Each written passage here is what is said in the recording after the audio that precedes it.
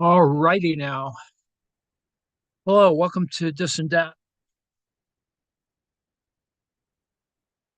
So I just noticed that over Daily Coast, I got put in timeout because there were some objections to an image I posted that was they claim is misinformation. I know it's misinformation. It's just a joke, but they don't. They're a little short on humor over there. So today, anyway, it gave me a little bit of extra time. I'm treating the next couple days as vacation time. And it's actually allowed me to do a little more reading, which was good. Anyway, we're going to talk a little bit about social ontology today, but we're going to come at it from a slightly different direction. Um, Generally, I think that it's a kind of review of things. We're going to look at a little Hegel. We're going to look at a specific article that's from Monthly Review Online that is actually a pretty good article. And I think you'll see how they all interlock.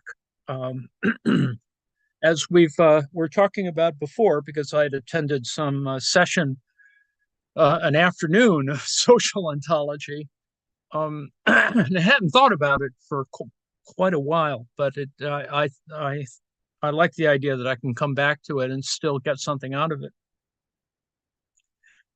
It doesn't answer everything, but it does offer a kind of perspective on things, on certain abstract things like money. Money's relationship to social ontology is actually an interesting problem, and very little work is done on it, and kind of an interesting place to sort of look at various ideas. Social ontology is the study of the nature and properties of the social world. It's concerned with analyzing things in the world that arise from social interaction and with explaining what makes them the things that they are. That is, how the social world is constructed. And there's an entire body of theory about how to do that. Field brings together a wide range of social entities and phenomena, and needless to say, it is interdisciplinary. As I said, money. There's a lot of interest today in new forms of money like cryptocurrencies. But what is money in the first place? Are cryptocurrencies money, and can they be? And then, of course, there's the sex and gender. The nature of gender is socially constructed. The biology versus social construction, and the socially constructing gender is sort of an interesting problem. Social groups and group cognition. Group behavior is actually really important, and there is a kind of a collective construction. In fact, you could say that every classroom interaction, that is, every course that goes on for 15 some odd weeks or 10 weeks, is a sense of collective responsibility. There are always going to be people who are marginalized, the question of attendance and blah, blah, blah. But there is a sense of the collective whole. And there are other areas, language, law, corporations, artifacts, art, other things that are all explored in social ontologies. And for example, there's a whole body of literature called a sort of institutional theory of art, and which is about the art world. And it represents a kind of development that originally I think goes back to Veblen and institutionalist ideas about conspicuous consumption, etc. But social ontology as a field is built on the idea that these questions are not just interesting on their own, but may inform one another. That makes it interdisciplinary. Perhaps we can learn about the nature of race by investigating the nature of gender, and that's kind of what's at work in this year's election. The interesting idea that will be reflected will be that J.D. Vance's wife is Indian, which raises a whole bunch of other kind of interesting questions relative to Kamala Harris, who is also half Indian. and half Jamaican, and there's a whole uh, birther kind of question that's at work here. I mean, she was born in the United States, but both of her parents were born elsewhere, and you can already see the kinds of distortions that are built around that, and certainly resistance to having her be the top of the ticket. The for all their liberalism, putting Kamala Harris at the top of the ticket is so problematic still problematic for some people. On the other hand, probably scares the shit out of a whole variety of Republicans. So that's amusing in its own way. And perhaps we can learn more about the nature of money by investigating the nature of law, or by investigating the nature of tools and artifacts we invent. Social ontology brings together inquiries like these to address more general questions about the nature of the social world. So there's a variety of ways in which you can talk about, how you construct something, and it still devolves to language questions, a language philosophy, and that's why John Searle was engaged in the kind of language philosophy, or the philosophy, language philosophy, a part of the linguistic turn that occurs in Anglo-American philosophy, of which Searle is an example. I mean, he sort of follows on an entire sense of a kind of discussions of moral philosophy or ethics, and in contradistinction to kind of French studies on the same kind of problem, semiotics, etc.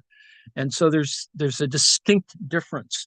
Some of it is predicated on the English language itself, that is, talking about a kind of moral science is different in different languages, and that's a problem as well. So one of the underlying questions, of course, is the construction of a social entity. What is the constitution, or what are the constituents of a social entity? What is how is it that we define others and ourselves? And the self and other question is, needless to say, at work. So you have theories of constituents or membership conditions, theories of how social categories are constructed or set up.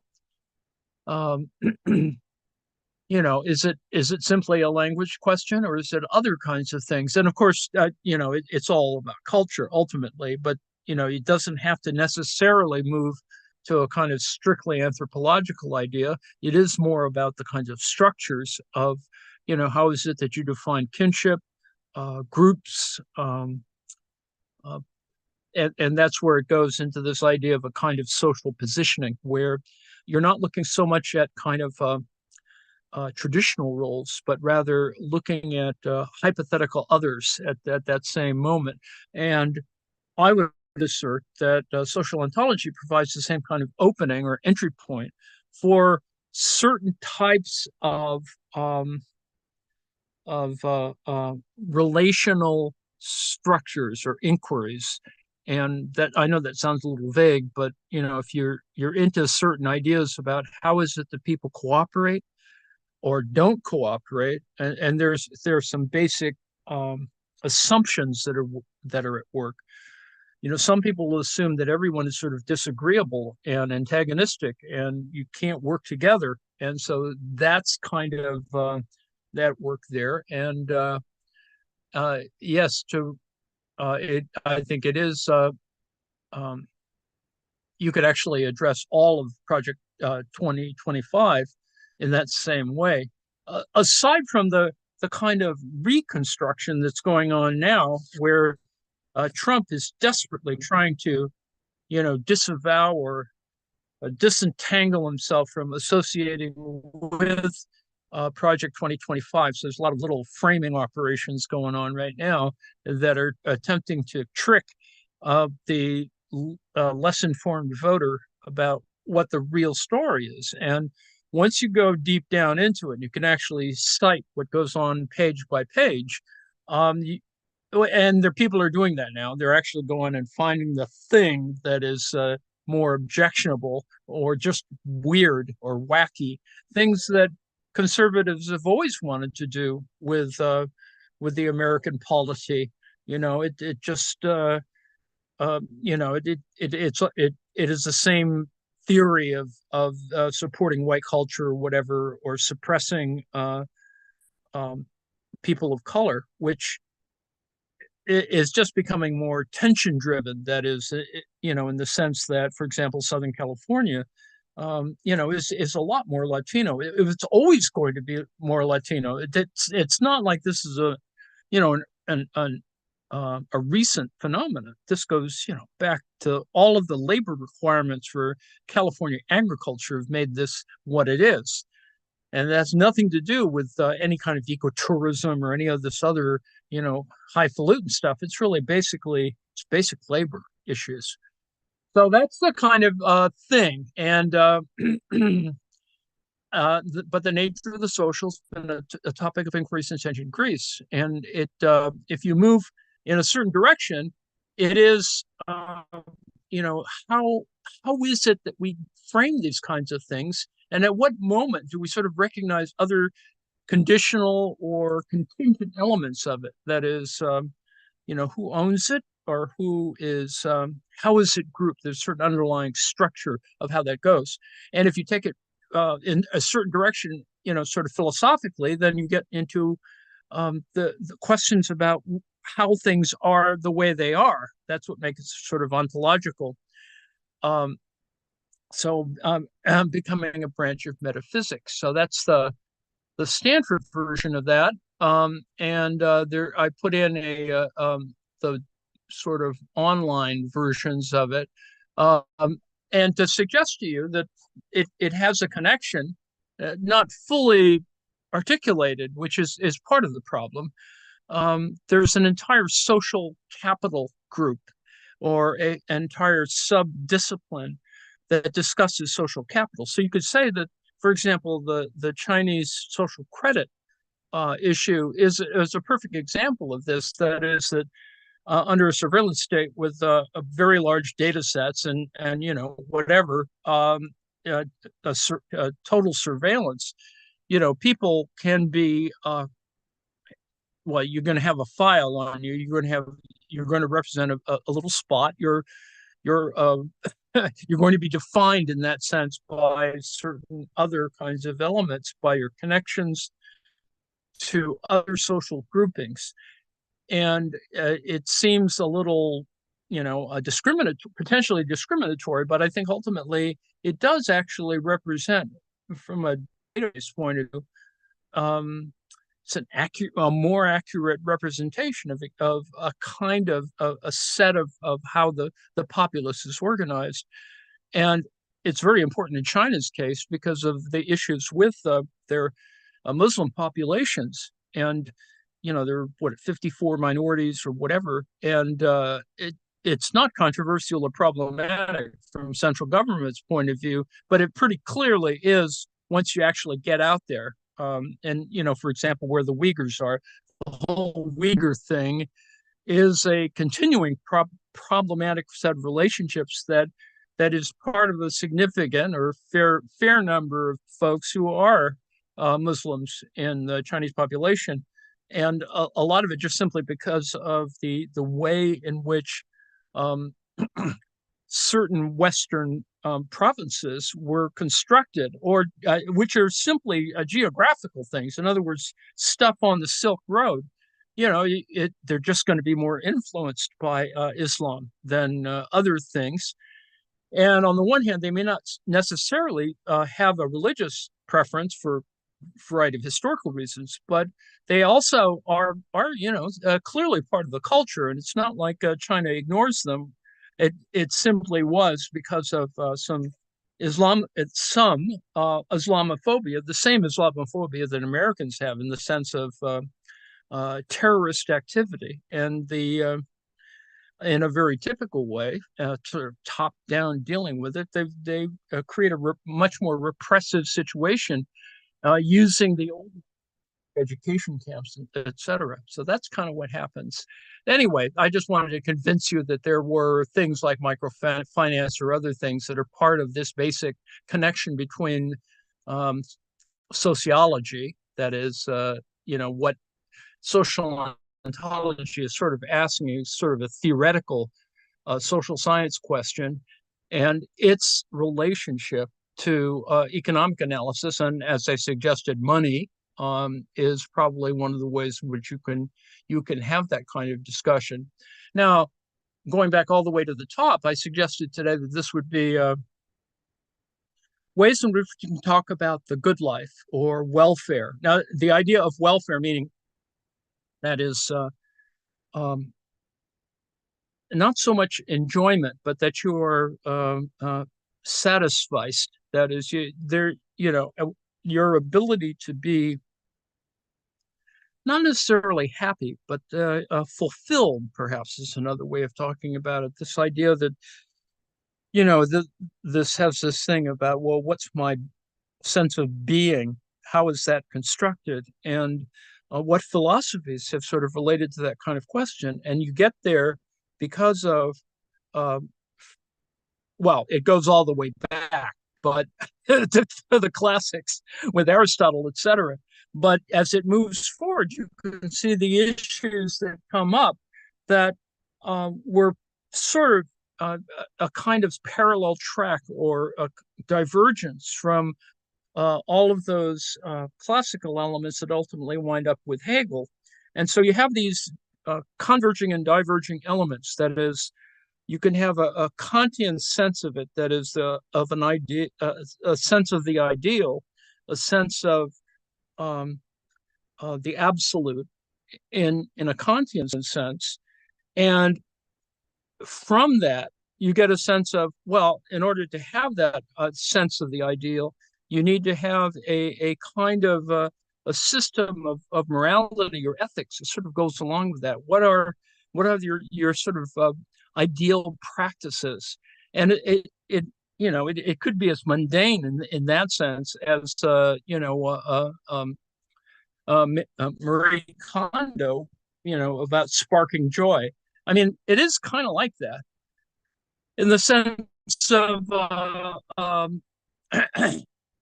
Sittlichkeit, and is the moral worth of actions determined by the nature of the actions themselves rather than their consequences. So, that it's more important to sort of come to grips with the kind of set of ideas and not worry so much about what it sort of means. That's one version of it. The other version would go in kind of the other direction, that there are interconnections that become important. So Sittlichkeit is this idea of ethical life or ethical order. And, you can sort of see the Germans are kind of into this. The phenomenology of spirit, as I've mentioned before, is this sort of one side of Hegelian interest. The other side, as it were, is the logic, the big and little logic, and et cetera. And these have two different kinds of implications. But for Marx, once we finally get to Marx, we can see that it's kind of, it's kind of troubling. You want to figure out, well, there's individual behavior, but then there's group behavior. And then ultimately there's the behavior of the state. And it's not behaviorist in that particular sense, but it is the idea that you can have certain ideas about rules or law, things that we learn, how we learn to do collective activity. And elements of the philosophy of right are the kind of entry point, as it were, for Marxist thought, because the standard course actually uses Hegel's philosophy of right to sort of open up this kind of question about what counts as not right as in right wing necessarily, but this idea that we can have a certain type of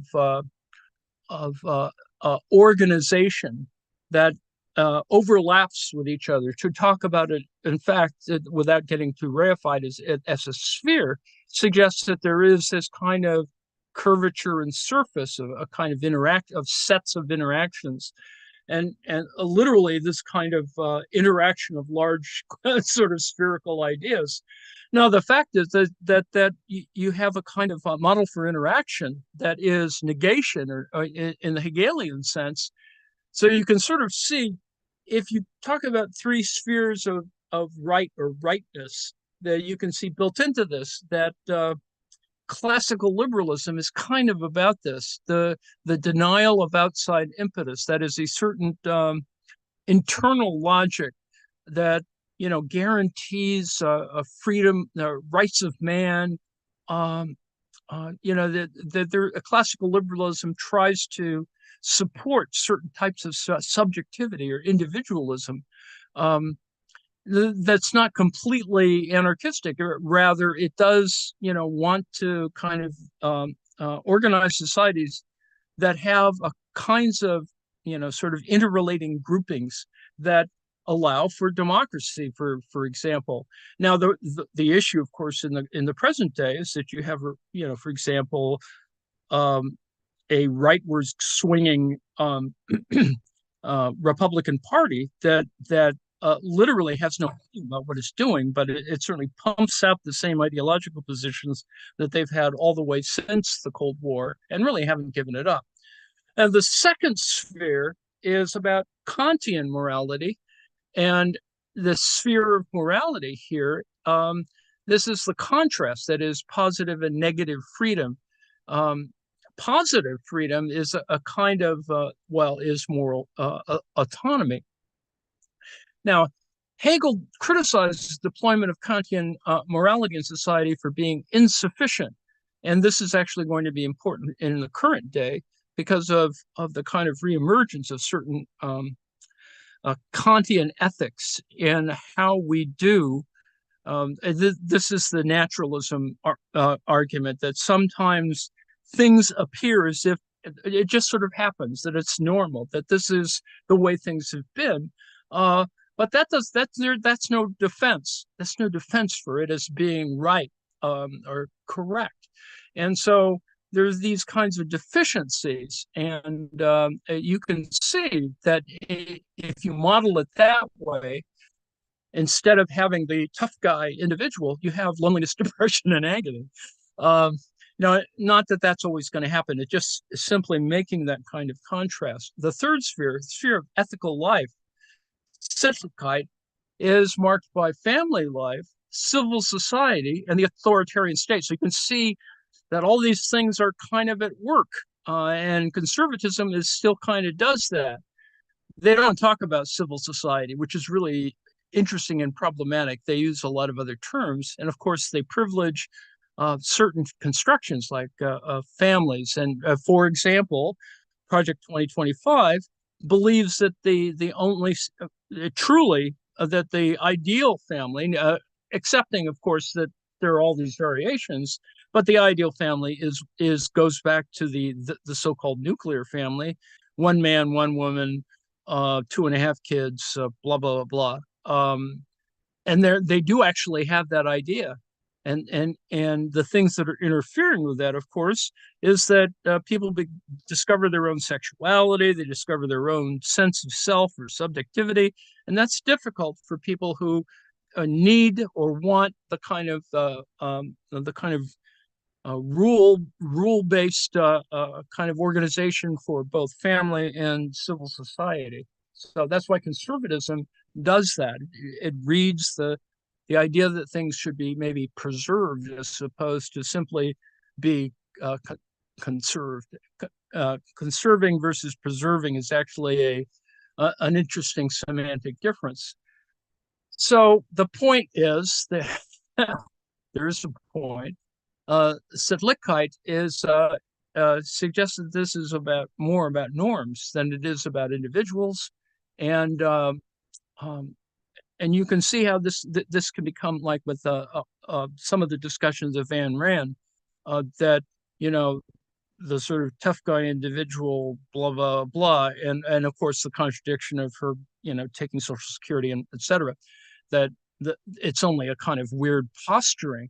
So it's a limited conception of the person. And there are other kinds of things that are going on in terms of what counts as rights in that sort of organized society. Anyway, this is one of the basis articles or basis scholars for a social ontology is a fellow by the name of Nuno Ornelas Martins.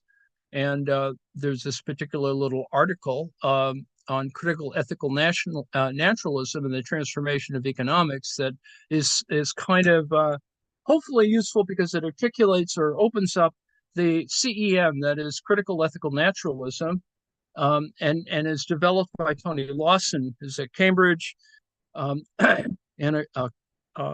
written some of the best critical work on neoliberalism. So Lawson is, of course, someone who believes in an alternative to mainstream economics and identified partially by the idea of heterodox economics, that is a development that kind of relates to post-Keynesianism, but also is related to a bunch of other things. The ideas that fell to the wayside as neoclassical mainstream orthodox economics sort of moved through very quickly to be sort of ensconced as a central government policy for capitalism that has, of course, all the problems of doing that exact same thing. You can see it every day, reliance on the stock market to create a kind of dynamism, and then the question of leveraging profit and debt, and of course other kinds of elements that are all built into this, whether it's commodities or real estate.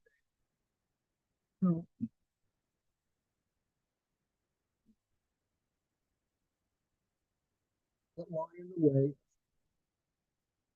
So you can see underlying um, a kind of neoliberalism is this idea of deregulating things, the kind of conservative position on freeing up things, defining freedom and liberty as though there weren't other things going on that made it problematic, like inequality, for example. Considers, considers driven by critical ethical naturalism, albeit in a more implicit way in Lawson's earlier writings, and a more explicit way in the more recent writings. So this is why the move to it didn't start out as a social ontology movement.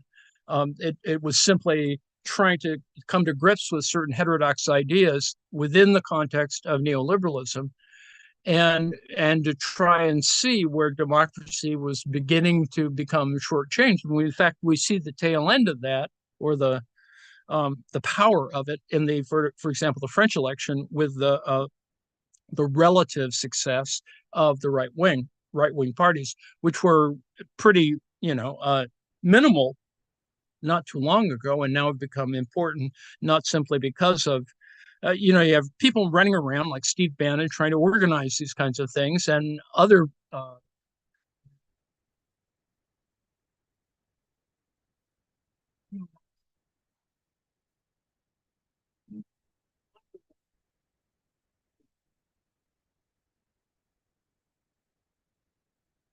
the significant naturalism, as elaborated by Lawson, goes well beyond the problem of transforming the discipline of economics. And so there's some discussions of a more general type that, to show that as a matter of generality, you can apply ethics or a form of naturalism that has other subnames, moral naturalism or naturalistic cognitivistic.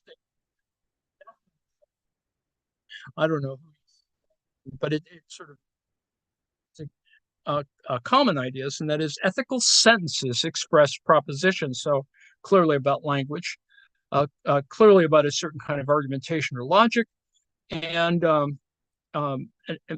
on the one hand, a kind of informal logic. I assume there are probably some people trying to work it out at a more symbolic level, but it's really more of a kind of Kantian deontological logic. That is, when you make moral statements, or when you make statements, the underlying moral conditions of it are also part of that logic.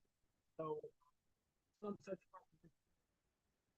And your microphone is fading out and coming back in and out. Oh, It's been doing it I for several minutes. I had it unplugged. That'll do it. That So those propositions are made true by objective features of the world. These moral features of the world are reducible to some set of non-moral features. Now, what all that means is that there's something structural that has ethical implications, and that there's some performative component to the idea that you can make moral statements or ethical statements, and that you know seems not so horribly controversial. But when you go to the Anglo-American side of this, and the fact that that part of it does focus on Anglo-American philosophy, as I said before, it has a tendency to have a certain brand of sort of set of procedures or practices that tend to a certain point of view, and they're notions, in fact, that don't that's not like don't exist in other languages. Other languages have their own logic, and they've moved on to other kinds of ways of approaching the problem. That's why semiotics has its own kind of approach to this, and it's not that different. The problem is trying to get these sort of groups to speak to each other, because it often gets kind of ugly, when you have people with a more continental bent to it, and then they try and work out the problem in the English language, and the English language sort of can tie people up because of the way in which the English language is sort of constructed, that it's kind of a mess. That is, it's polyglot. It has all kinds of other things that are built into the language. It has influences from French and German and Native American and a bunch of other stuff that make it kind of a mess to work with. So you can, of course, get to some underlying questions like the is-ought question of that, the implication that stating certain facts actually suggests, are you just simply stating a fact? And this is the issue of everyday speech of, well, alternative facts, blah, blah, blah, blah. But underlying that of trying to assert an alternative fact, let's just accept that there could be alternative facts in everyday discourse. What it implies is that there's some sort of underlying semantic problem that people want an alternative of some kind. The idea is that from an ideological position, Trumpists do not want their logic assailed. It's kind of a closed system, whereas language is just simply not a closed system. That language, as opposed to writing, sort of some of the different subsets of speaking as opposed to writing, some of these issues get more complicated, and so this goes to the issue of this fact value distinction suggests that the inquiry into the natural world can increase our moral knowledge in just the same way it increases our scientific knowledge. Indeed, proponents of ethical naturalism have argued that humanity needs to invest in the science of morality, which may not be the same as a moral science, a broad and loosely defined field that uses evidence from biology, primatology, anthropology, psychology, neuroscience, and other areas to classify and describe moral behavior. Now, in this sense, this is not necessarily semiotic, but a component of it is, if you're thinking about creating a human science, your human science would include kinds of value questions about morality. So ethical naturalism encompasses any reduction of ethical properties, such as goodness, to non-ethical properties. There are many different examples of such reductions, and thus many different varieties of ethical naturalism. Hedonism, for example, is the view that goodness is ultimately just pleasure. Now, this is not a new thing. This goes all the way back. This is Epicurus. So this is within the province of classical learning, and it still remains to be kind of worked through. So I've been fiddling around with some ideas, and I introduced this idea before that there are three kind of terms that, among many others, that can be organized: sublation, valorization, and indexicality. And each of these have language components to them. How is it that you know that a value, for art object, for example, would be more valuable to an art collector than someone who doesn't appreciate art? Well, is it the dollar amounts, what it's sold for, or are there other issues that, interfere with our assigning value? Similarly, in the kind of negotiation of certain capital moves, indexicality can tell you a little bit more about the kind of location or the kind of spatial displacement of capital in that particular context. Sublation is more linear in the sense that you have it engages the larger question of capitalist movement, that things are always in motion, that they're in circuits, and these interlocking circuits, are part of how you get a new order from old orders. And my example under valorization would be, there is a critical ethical naturalism that can be applied to NFTs, for example, non-fungible tokens, simply because they're violations of questions of property or reproduction, that they're only realized by certain kinds of guarantees that are themselves problematic, partially because they can only be accessed by computer, and the computers have to be on all the time. It has no other kind of reality, and often NFTs are, just represent problematic values. I mean, they're things, but they in some ways have no relation to the values that they're there. So I went through this before, the issues of moral realism, the Aristotelian things about the good life, eudaimonia, and social order. And in my little talk before, I was talking about social positioning as a part of that. I'm less interested in the social positioning as it is about what happens to reorienting public policy, and it is about things like prediction, planning, and control. Sort of imagining a good society that gets into this dystopia utopia thing, and structural transformation by looking at rights and obligations that are associated with this sort of activity of trying to build the good life. So I included the definition of eudaimonia. I mentioned you have Martin's 2014 sort of revival within the context of Cambridge, and trying to sort of deconstruct economics as a branch of social theory, and social theory by transitivity, I suppose, is a branch of ethical theory. In other words, one of the problems in economics is that because of the great kind of emphasis on mathematical modeling, there has been this tendency to shortchange issues like not so much social theory, although that is true there, but sort of ignoring ethical questions. And as I was complaining before, business schools and business ethics don't seem to quite arrive in the same place. And if you've been listening to the Republican National Convention, you can see that people's ethics are pretty messed up when Nikki Haley sort of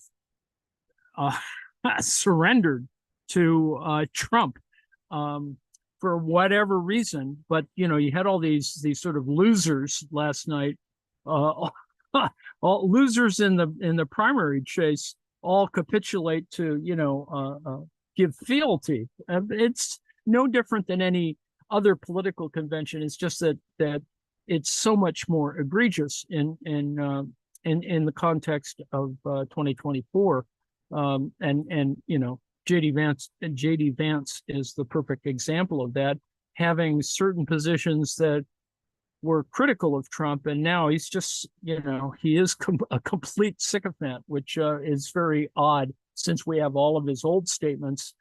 Women should stay.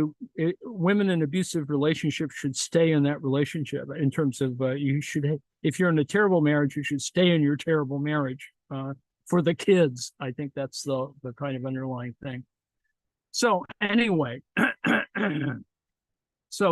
Cambridge Social Ontology has a critical ethical naturalism about it. And this ethical naturalism is not simply about this little set of activities. I mean, it's a really large kind of set of different inquiries about moral philosophy, and have become more popular because of the kind of diffusion of certain Anglo-American philosophical ideas, partially backed up by logic, partially backed up by certain kinds of realism, views of realism. Whether it's critical or not, it's an interesting question.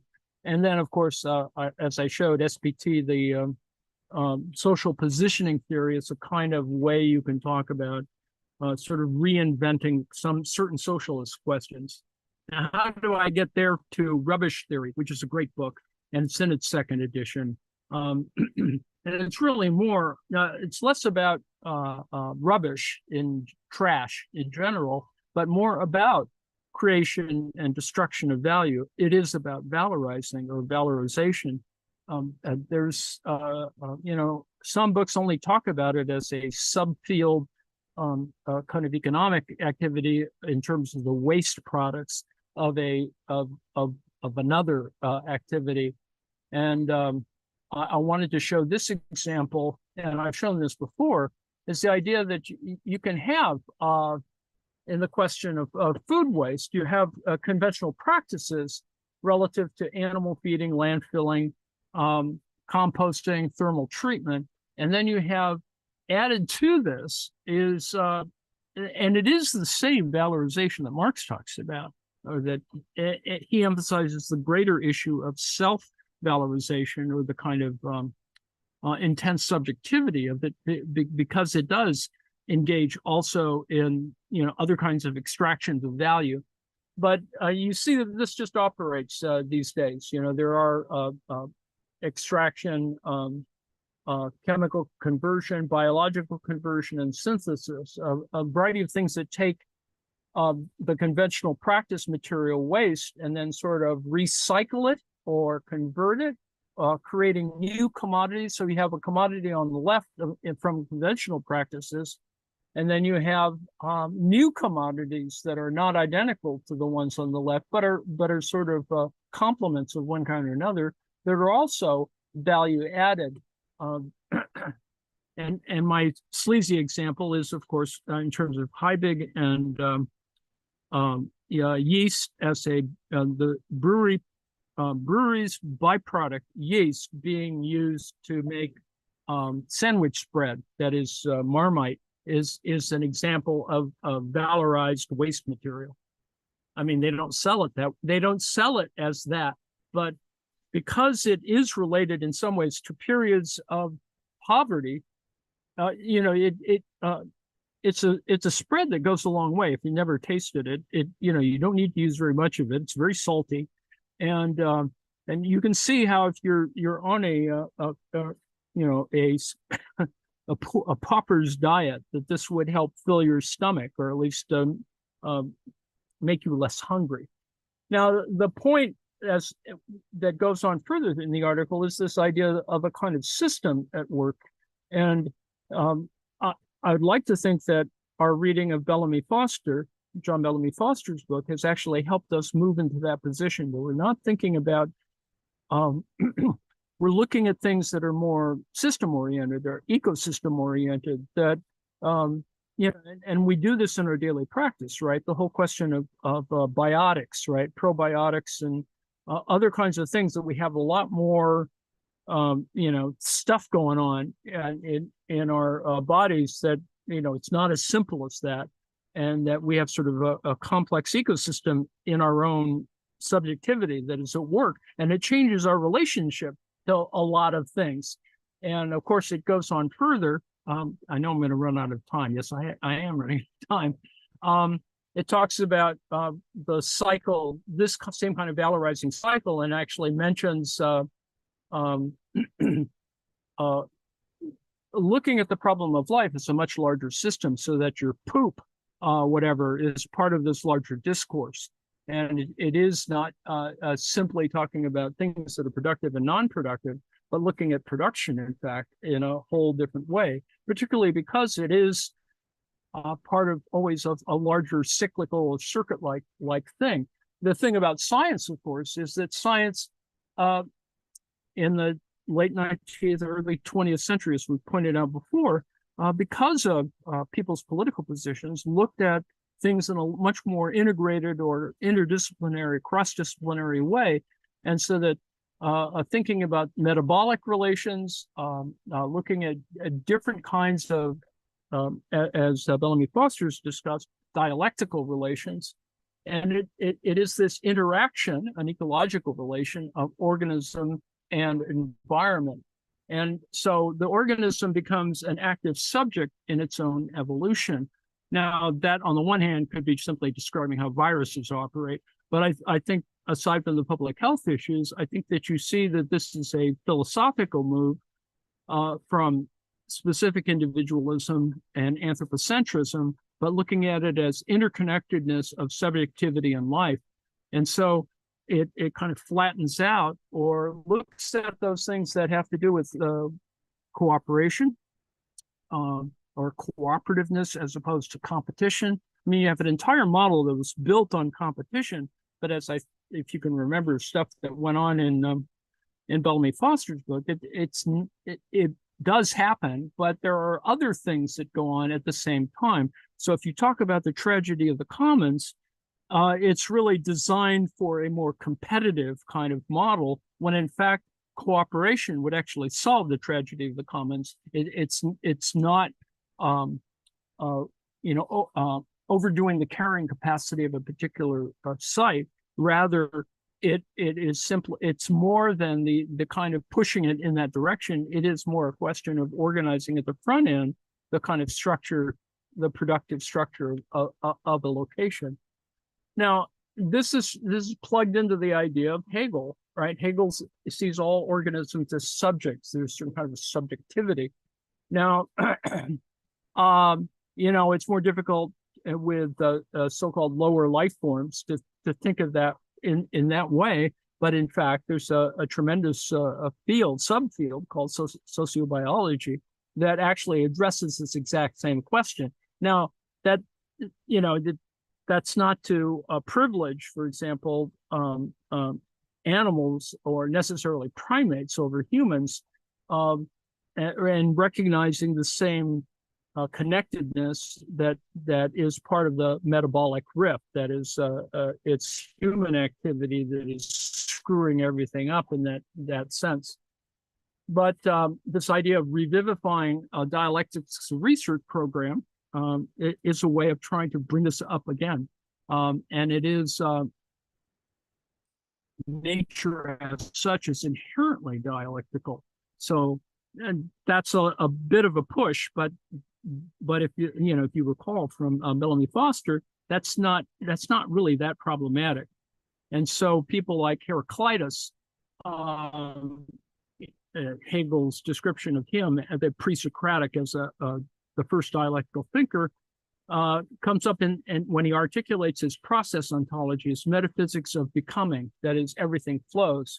It's not fully atomized in that particular sense. There's the interaction is more important, and you combine this with, when we get to Hellenistic stuff, is Aristotle's conception of energeia, that is actualization of being at work.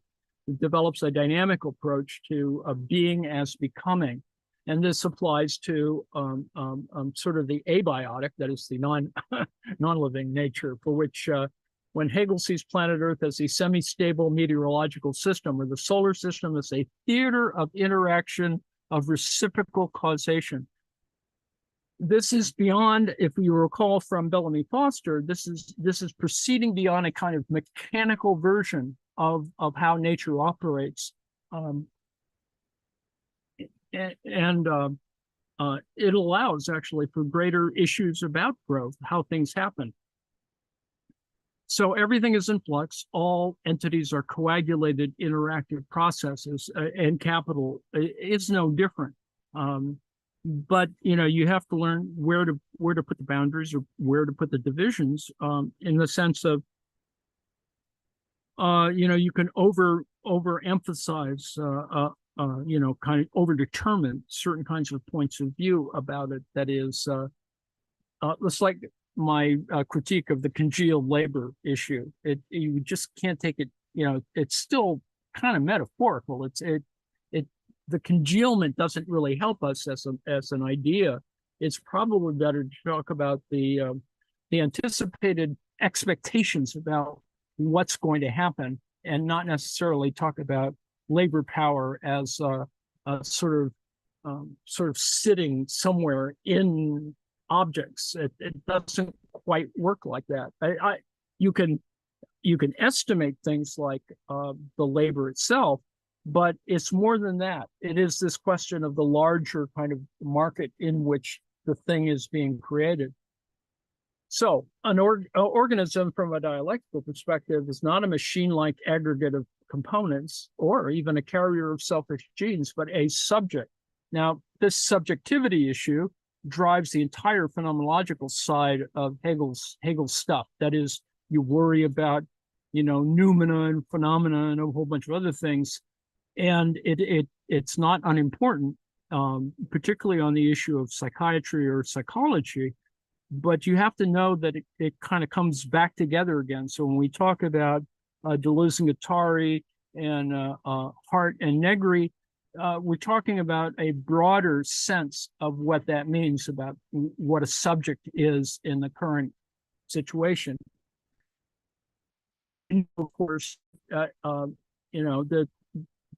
plants, are actively modifying and remolding their inherently unstable environment, maintaining themselves by actively engaging with their surroundings. Now, it's not just a theater of adaptation, but an interactive process, and it modifies all of these kinds of elements. It's not simply, a one thing or another thing, but rather it is a variety of things. And so it's not just about the DNA, it's about the interplay between organism and environment, the idea that, there's a difference between planting in a rocky soil as opposed to, appropriate nitrogen, high nitrogen soil, et cetera. And we see all of the different variations in terms of fitness at all. So this metabolic relation becomes more important to sort of talk about the relationship between life and subjectivity. Anyway, so you can see this going on in the one text, Phenomenology of the Spirit. And of course, some of us spend a little more time on the logic, simply because it gives us a better handle on the structure. But it does talk about negation of negativity. That is, this idea that it is not annihilating, but rather productive, that you can get something new, synthesize something new from that, and you can talk about this in a variety of levels. So, in other words, life disrupts an initial situation of indifferent stability, and it can be called the first dialectical moment, thereby displaying the destabilizing negativity which is inherent in all forms of subjectivity. In other words, self-other, there's already some kind of conflict that's going on, some kind of antagonism of one kind or another that gives it that kind of dynamic character. Yet via negation of the negation, the process of becoming will strive to regain a situation of stability. So this is no different than talking about equilibrium, not so much as equilibrium of the physics kind, but an equilibrium as of the chemical kind. In chemistry, it's solution equilibrium, balancing out acids and alkalis and whatever, is sort of sitting there. That is, the liquid just sort of sits there, but if you sort of destabilize it with one oxidizing or one non-oxidizing thing, the equilibrium shifts. So you get a higher degree of complexity in this relation. So even though it looks still, this still liquid is sitting in the jar, It's actually, it's only a certain, dynamic state. Um, um, that may be becoming too tedious to talk about it, but the fact is, whether it's in it's a chemical solution in a jar, or whether it is plants and animals interacting, you can see other things at work. And this gets to the issue of poop. For example, the issue that seeds are redistributed in the feces of the animals and blah, blah, blah, blah. The whole ecological approach to how these things happen is part of this sort of process. Some of it's unintended, of course, right? Seeds are being redistributed not intentionally, but they are happening dynamically. So this is a positive set of interactions. It is, of course, relations of itself with others, and of course, that's where all of the issues about that the French take in a whole different direction, right? The French and the Germans, Austrians, that it's all about the mind. It's really not necessarily about the body in that particular concept. So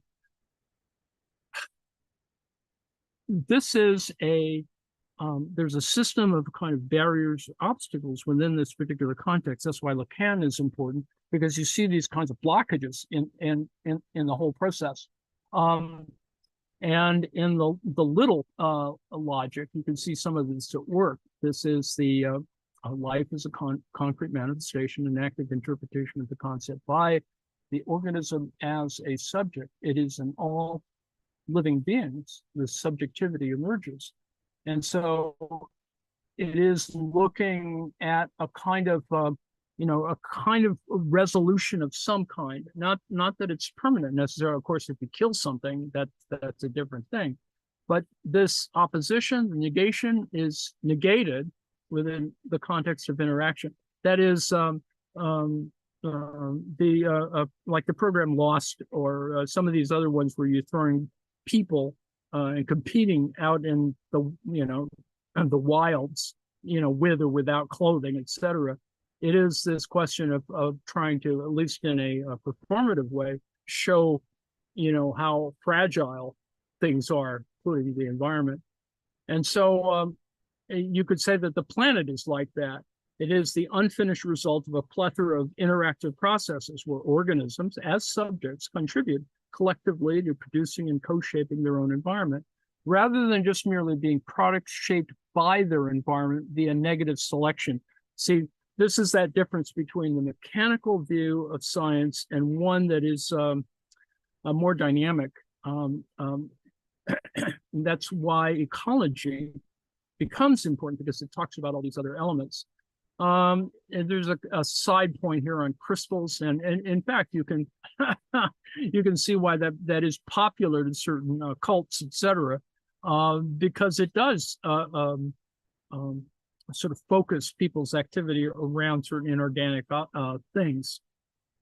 So organisms are processes,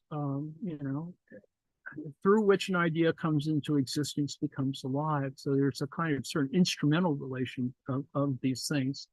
And of course, whereas inorganic nature is the non-living, often even the corpse or remains of living systems of the past, people, the waste products or the detritus or whatever is left, it becomes within plants that the subjectivity returns. While there's only in animals that life truly becomes a genuine subject.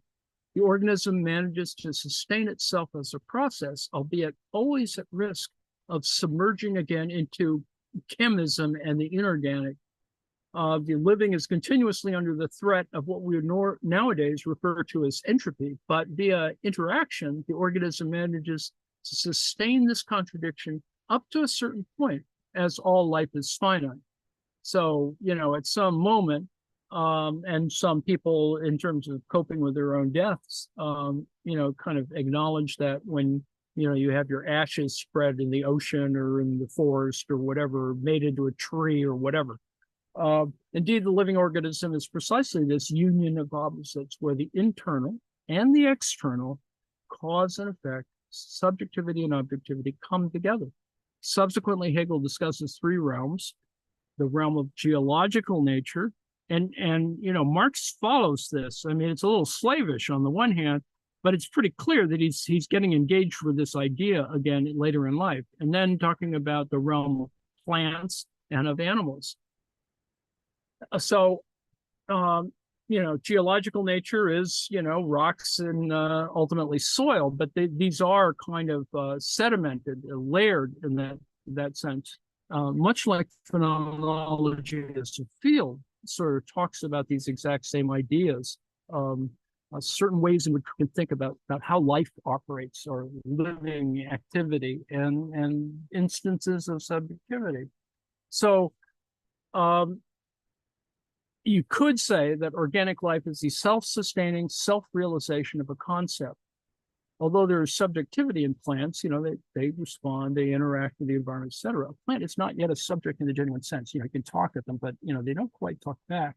Although elsewhere, Hegel argues that plants are subjects, but that their subjectivity is not yet fully realized.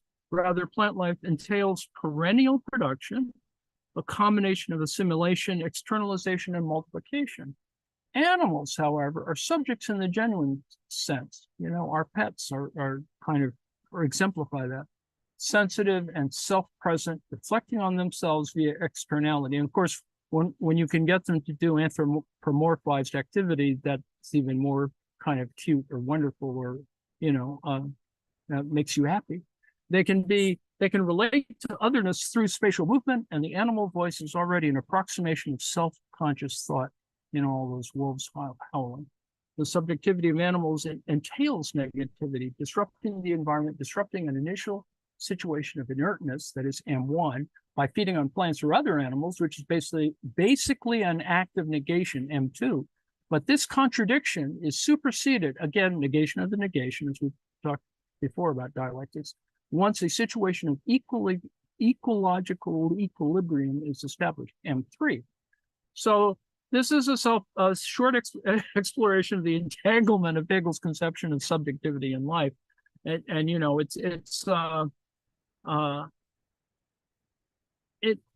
think it's a little wacky, but as I tried to show with social ontology, you can see that it's a broader way in which you can talk about the sets of interactions. It's not as rigid, it's not as mechanical, and it does open itself up to certain kinds of moral possibilities.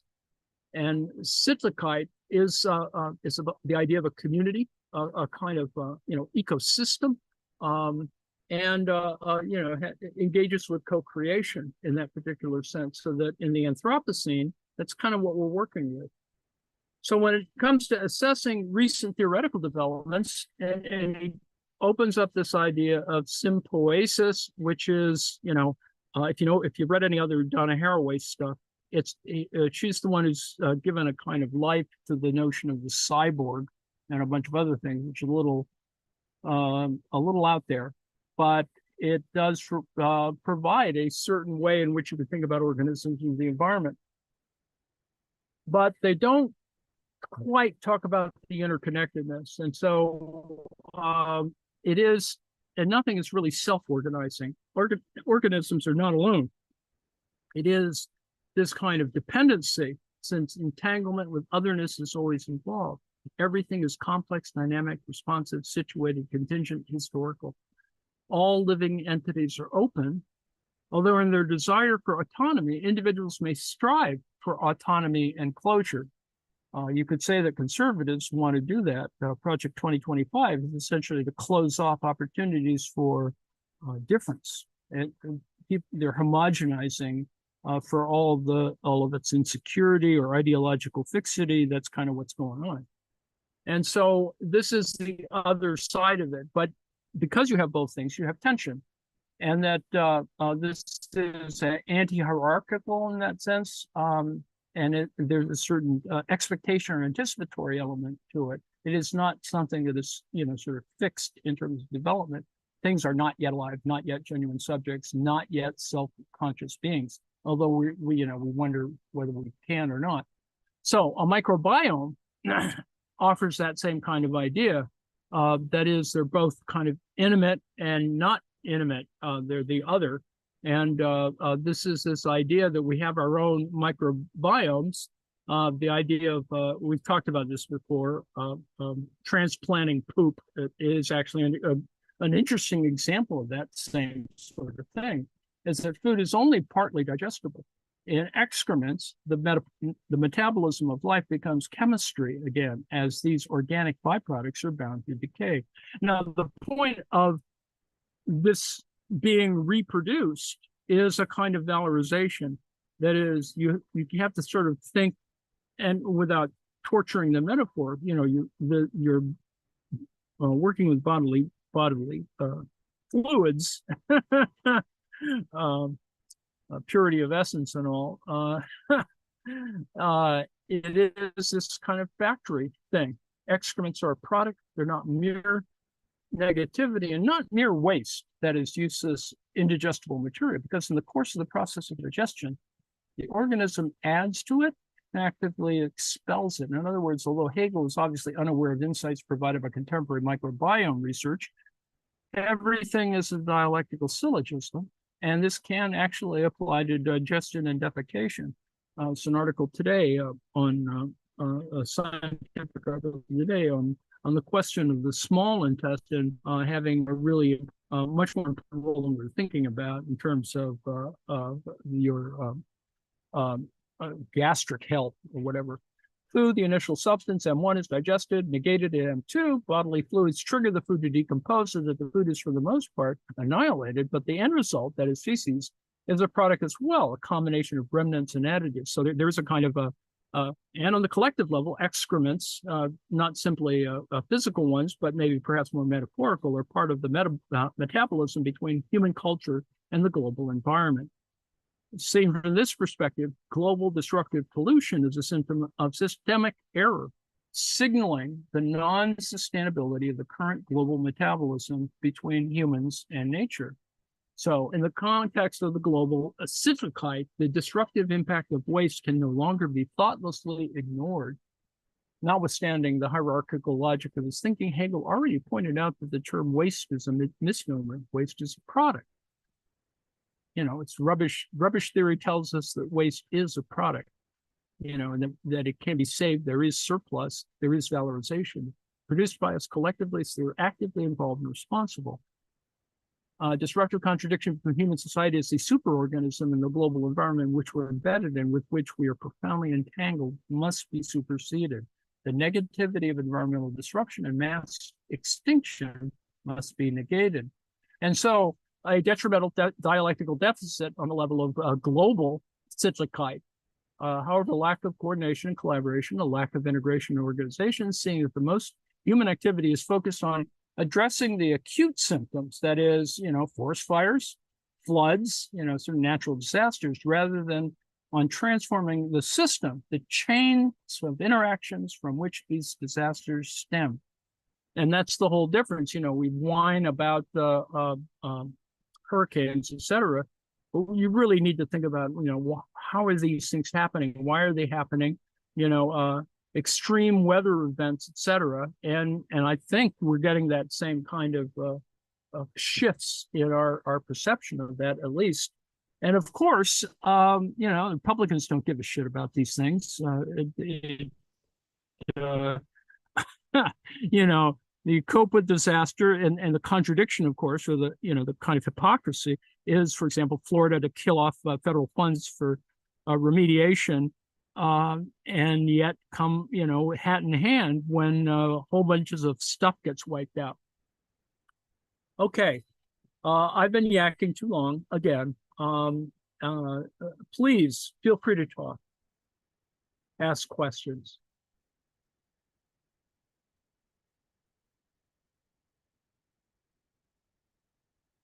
Yeah, biblical. It's biblical.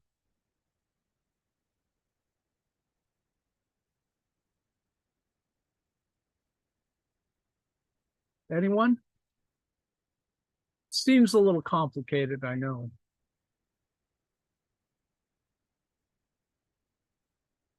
It's a pretty good article, actually. I mean, I've only used parts of it. The point I wanted to make is that the creation or formation of value covers all of these things. That value exists as an abstraction. Once you get past the issue of a kind of concrete labor versus abstract labor, you can see that there are other sort of meta sort of categories that are out there that allow you to think better about some of these things. That is that you have a better conception of utopias in that sense, or dystopias. In fact, you need the dystopias in order to reflect on the potential utopias. So I can see, make a little sense of this. It occurred to me that, oh yeah, I got to talk other people into this, and and I was like, oh hey, if I can, say, while you're on the toilet, you're engaging in some of the foundational principles of, of, of this that maybe I have an in, Well, you spend a lot of time just simply chemically negating all this stuff, right? And yes, it's true that it does need to be transformed, but there's just other ways in which we think about byproducts in that sense. Yeah, and it's also, I think it's an opportunity for me to sort of dispel this magical thinking that they have too, that I think comes from like toilets where you flush it and it just disappears, Exactly. And in fact, there are better uses in some cases for gray water, etc., and processing the results of this activity. Yeah. Well, I've got a whole new optimism.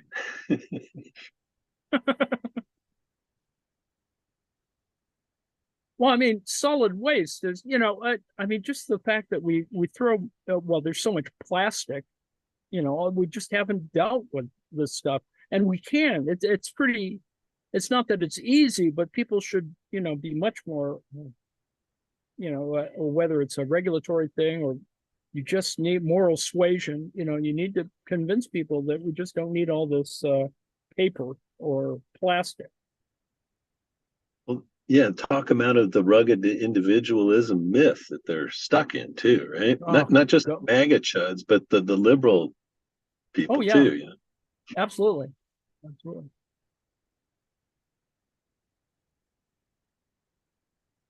Well, thanks. I'm on the way between two places, but thank you. Drive carefully. Anyone else?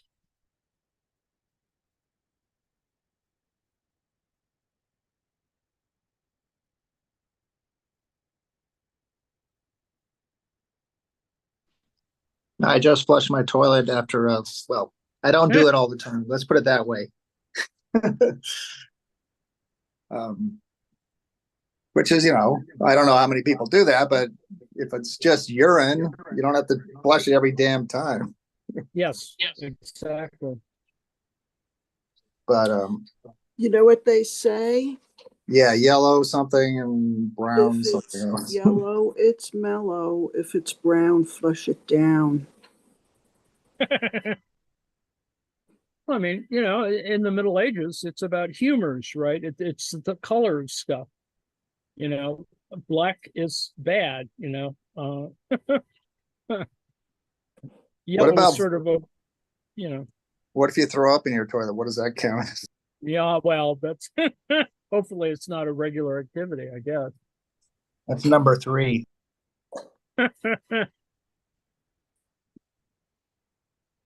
I feel like I should have been paying more attention because I think this is a very important subject.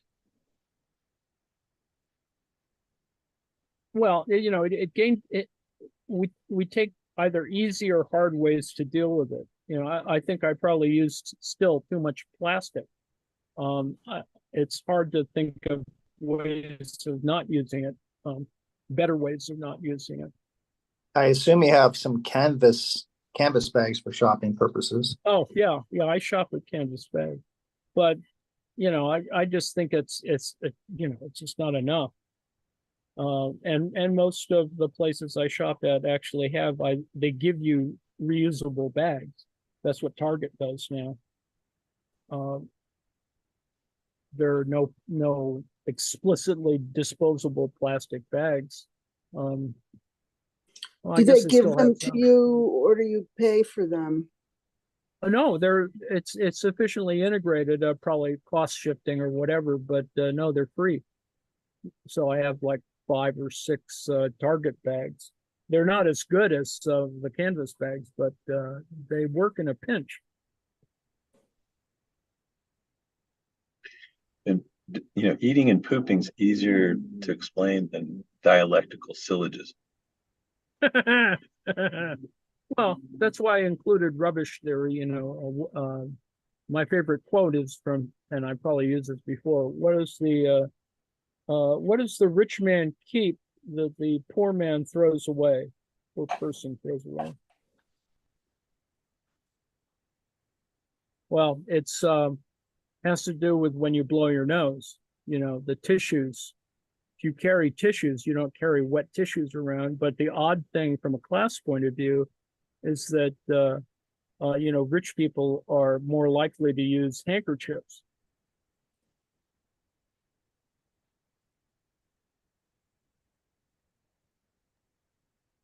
Handkerchiefs are disgusting. Indeed. Big gobs of phlegm and Oh, yuck.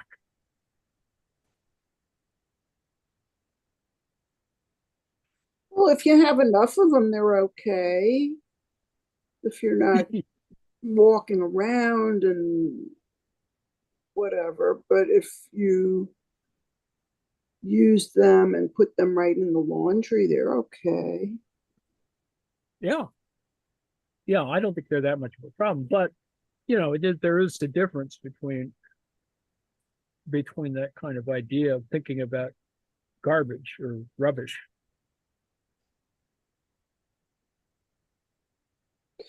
Joe said he's drifting off, and to tell you, I don't know if anybody did, that you can kill YouTube.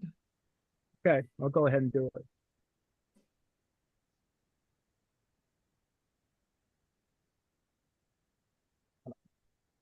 Not literally, of course. Well, we may be happier if it does get killed.